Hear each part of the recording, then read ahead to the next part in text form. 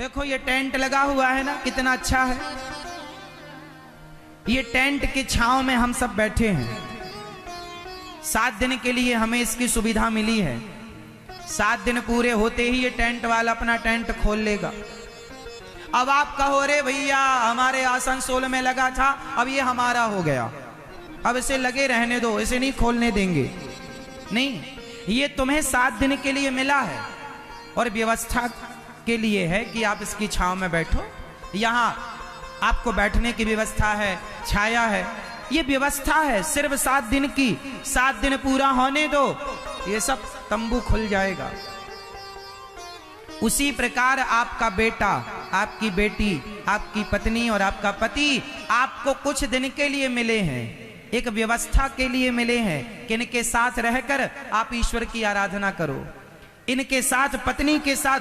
अच्छा, पत्नी जरूरी है। अच्छा बताओ, पत्नी पति के लिए कितनी जरूरी है?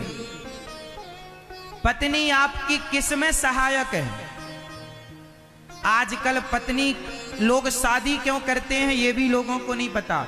चलो बताओ, मैं पुरुषों से सवाल करूं, बताओ आपने विवाह क्यों किया है? आपकी शादी हो गई, बताओ आपने विवाह क्यों किया है? आपकी पत्नी आपके घर में है, आपकी अर्धांगिनी, बताओ आपने विवाह क्यों किया? क्या उद्देश्य था विवाह के? क्या बिना विवाह के आप नहीं रह सकते थे? रह सकते थे, और विवाह के बाद भी रह रहे हैं। तो आपने विवाह क्यों किया? विवाह करने की जरूरत क्यों होती है? इस क्यों का उत्तर दीजिए। बताओ, सारे पुरुष बताएंगे आपने विवाह क्यों किया। क्या उद्देश्य था आपका विवाह करने के पीछे? बच्चे पैदा करना? तो पत्नी क्या बच्चा पैदा करने की फैक्ट्री है? नहीं, स्त्री केवल बच्चा पैदा करने की मशीन नहीं है। स्त्री केवल आपके भोग का सामान नहीं है। स्त्री इससे आगे भी कुछ है। उस सिद्धांत को आप समझ ही नहीं पाते। शादी क्यों करता है व्यक्ति? क्योंकि पत्नी हमारे भजन में सहायक होती है। वो हमारे बच्चों की मां बने वो अलग विषय हो गया, परंतु विवाह का मूल उद्देश्य ये है, विवाह का मूल उद्देश्य बच्चा पाना नहीं। बच्चे तो कुत्ता बिल्ली को होते हैं, बच्चे तो सुअर को भी हो जाते हैं, थोक में होते हैं 12-12। बच्चे तो सबको हो जाते हैं, पर पत्नी बच्चा पैदा करने के लिए नहीं, विवाह संतान को पाने के लिए नहीं, बल्कि पत्नी हमारे भजन में सहायक होती है। कैसे? अब मैं आपको बताता हूं कैसे। मेरी पत्नी मेरे भजन में कैसे सहायक है, सुनिएगा। शादी के पहले मन ज्यादा भटकता है, बार बार पराई स्त्री में, पर नारी में मन जाता है। स्त्रियों का भी यही हाल है कि शादी के पहले पर पुरुष में मन जाता है। इसलिए व्यवस्था बनी कि आप विवाह कर लो, और जब आप विवाह करेंगे तो जितने जगह आपका मन जाता था वहां से मन हटेगा, और आपकी पत्नी में और आपके एक पत्नी और एक पति में मन लग जाएगा। तो जो सैकड़ों जगह मन भटकता था, वो सैकड़ों जगह का भटकाव एक जगह केंद्रित हो गया। हाँ या नहीं? हाँ या ना? तो आपके मन की चंचलता को मिटाने में आपकी पत्नी सहायक है। आपके मन की चंचलता को मिटाने में आपका पति सहायक है। हाँ या ना? जोर से हाँ या ना?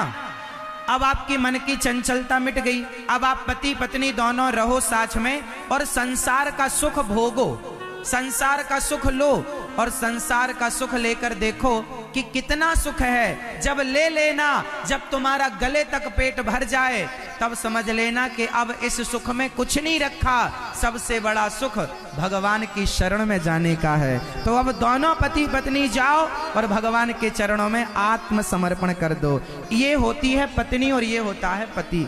कि तुम दोनों गृहस्थी से गुजरते हुए ईश्वर तक पहुंच जाओ। इस दोनों पति पत्नी दोनों ईश्वर तक, किसी भी प्रकार तुम दोनों को भगवान तक पहुंचना। और साथ में तुम्हारे बच्चे होंगे तो बच्चों का भी मुंह भगवान की तरफ मोड़ देना, बच्चों को भी भगवान की तरफ प्रेरित कर देना। ये होती है गृहस्थी। लेकिन आजकल का आदमी शादी हुआ बस हनीमून मनाने के लिए भागा, वो केवल केवल केवल केवल भोग का सामान समझ रहा है आज का व्यक्ति। शादी को, पति को, पत्नी को, केवल ये बचा है।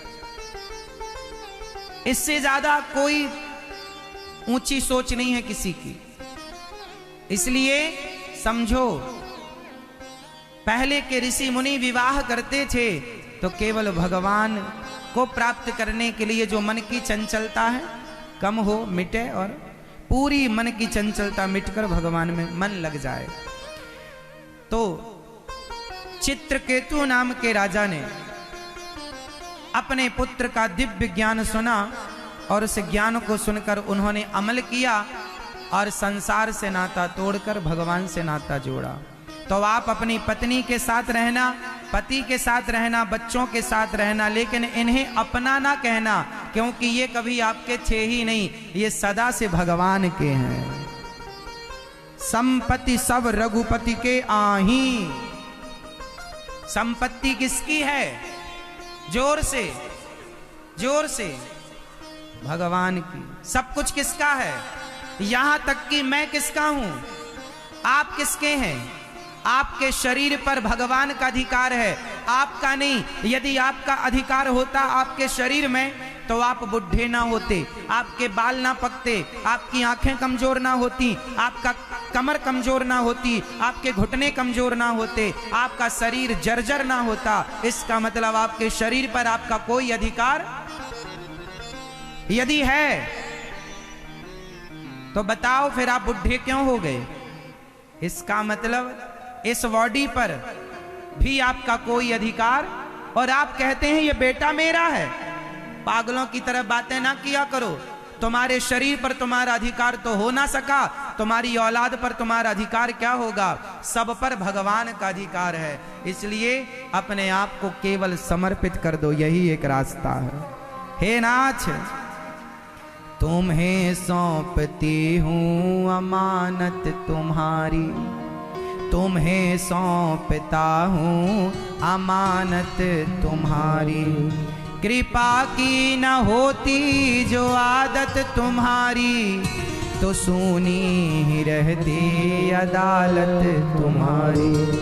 गरीबों के दिल में जगह तुम न पाते, तो किस दिल में होती हिफाजत तुम्हारी। गोविंद सहारा तेरा है। एक बार हाथ उठा के कहो, गोविंद सहारा तेरा है। गोविंद सहारा तेरा है। गोपाल सहारा तेरा है। गोपाल सहारा तेरा है। गोविंद सहारा तेरा है। गोविंद बोलिए, सहारा तेरा है। गोपाल सहारा तेरा है। गोपाल सहारा तेरा है।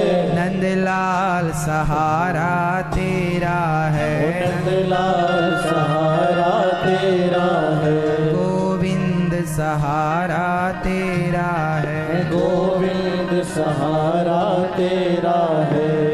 केवल भगवान के सहारे रहिए।